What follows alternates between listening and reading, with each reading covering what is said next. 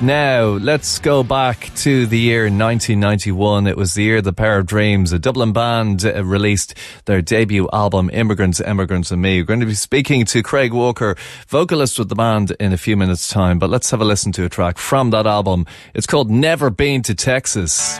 So, Craig, Immigrants and Me, as an album, what does it mean to you these days, all these years later? Or what thoughts come into your head when somebody throws those words and that combination your way? I'm really proud of it. I'm still extremely proud of it. Really proud that I could write an album at that age. You know, looking back on it now, and you know, kind of, you know, working a lot with other young singer-songwriters. You know, they'd even be old. It was quite amazing to do an album at that age. I think I'm really proud of the album. I think it's aged well. I think it was produced very well by Ray Shulman. I think he did an excellent job on just capturing where we were at that particular time.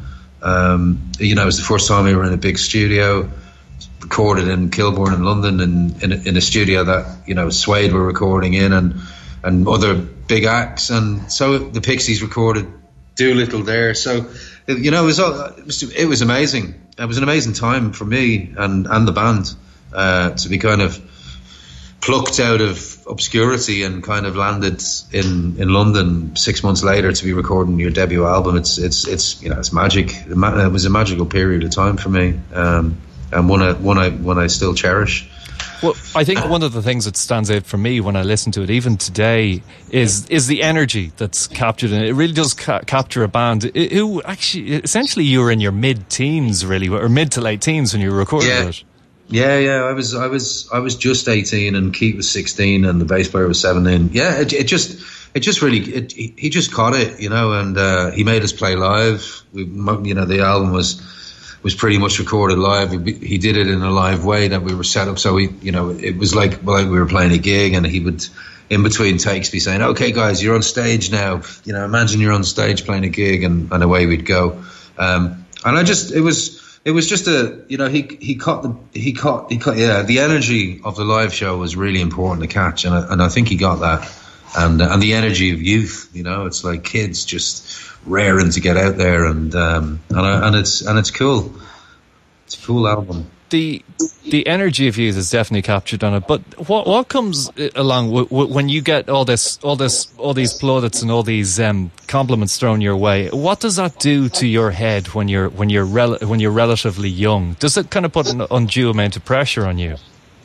I think it did a little bit. I mean, I think we went off and toured the album for a long time. The best part of 18 months, we were out touring it all over the world, and so we kind of didn't, you know, it broke the cycle of rehearsals, writing, and that you know, it ended up finishing the tour and not really having any songs ready. So it took a lot of readjusting after that.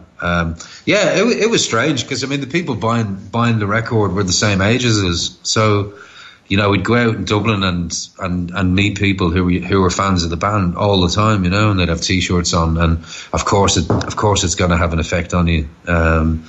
You know, you feel good, and then, you know, then you get beaten up by jealous fans and stuff like that, which would happen, which is normal. And it's, yeah, I mean, you know, it's minuscule compared to Justin Bieber stuff, but for us it was huge, and but we loved it, and looking back on it, I think, wow, what an amazing experience to have gone through that, you know, with your best mate and your younger brother. So, you know, it's definitely something that I've only got fond memories of. It's a great time. When you think of tracks like Never Been to Texas, Stay, 100 Ways to Kill a Love, I mean, are they the songs that stand out for you, or are there less obvious ones that would you be most proud of?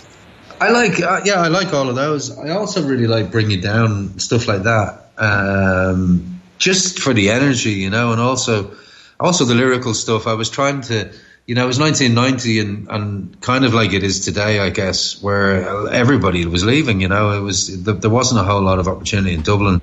As soon as you hit 18, you either got into college or got a job if you were lucky, or you had to go away. And So it's a very like it's quite relevant today. Again, you know, I think the album could, you know, lyrically, we're kind of back to the same place where there's a lot of frustration and a lot of sadness about, you know, the young people having to leave en masse, you know. And it's funny, I had an aunt visit recently and from Dublin, and you know, we went out to dinner and we were talking about her daughter, who's my cousin, and you know, Lindsay's still living at home. And I said to her, she said, Craig, you know, she's 29, and she said, but do you know what the problem is, Craig? She said, anyone that all the guys that she likes have had to leave, and anybody that, you know, so it was quite interesting to hear that, because I remember that, you know, I remember it in 1920 and people were just, you know, having to leave. So I think it's come full circle. 27 years, my God. God, 27, go away, that is not. Do you know what? It sounds like a reunion tour beckons to celebrate this album, maybe the others. We're almost at the 30th. It's not far off. Yeah, I mean, they're great fun. I mean, for me, they're like school reunions. I was talking to George Bourne, rest his soul, like not long before he died, and we were chatting about the gigs, the reunion gigs we did in 2000 for the 20th anniversary, and I was with another couple of mates from that period, and we just saying how cool it was. It's kind of a school reunion without being a school reunion, you know. Everyone's a bit bigger, bit less hair, but same feeling and really nice, you know. And I saw people at the reunion I really literally hadn't seen for 20 years. So that's always nice. And at least it's not for a funeral. So it's cool. Well, hang on for the 30th then. But look, thanks a million for talking to me about this. Thanks a lot, Dan. If you're into waving your hands in the air, that might be a tune you might want to do it to. It's Babylon, Book of Shade from Galvany Street, vocals from Craig Walker of Pair of Dreams. And you heard me chatting to Craig about Immigrants and Me, the debut pod album, or Pair of Dreams album, pod as they were affectionately known back in the day.